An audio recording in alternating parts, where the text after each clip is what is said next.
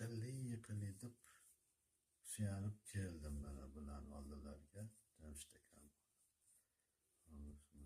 meni terapiya qildilar. Ancha yaxshi o'zgardi. O'sha birinchi kunni o'zida ancha tetiklashdi. Mana bugun 4-chi kun ancha yaxshi sezilyapti o'zimga.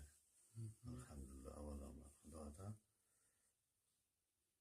yaxshi natijalar. Shunda boshingizda aylanish bor edi, to'g'rimi? Boshimda aylanish bor. Quloqda shang'illash. Quloqda ham yo'da juda chiqib tursam shang'illash bor edi. Mana hozir ozgina bor, baribir. Yodigim yo'qoldi yo'lbarsda shang'illash. Bo'yin buro bosdi mana. Bu yoqqa bemalol, bu yoqqa ayniqsa burolmasdi.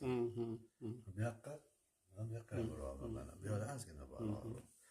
Ancha ketib qoldi, Xudoga shukr, mana hamma og'riqlar. Yaxshi. Shunda masjidlarga chiqishga ham qo'rqib masjidda orqa qatorga turib olib yiqilaman deb o'qirdim namozlarni. Keyin shu yaxshi mana 2 kundan beri masjiddan bemalol domlaning orqalarida o'qib turibman, oyoqlarimdan ancha kuchga to'lyapti, Xudoga shukr. Shunda Rustam aka, mana sizda o'sha yurakdan keladigan o'sha katta qon tomir bor-ku. Shu bo'yindan kelib quloqning orqasidan o'sha miyaga keladi.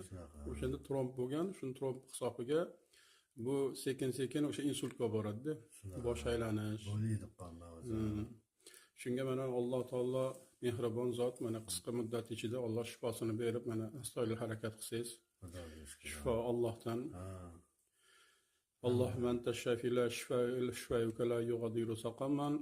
بسم الله توكلت على الله ولا حول ولا قوة إلا بالله.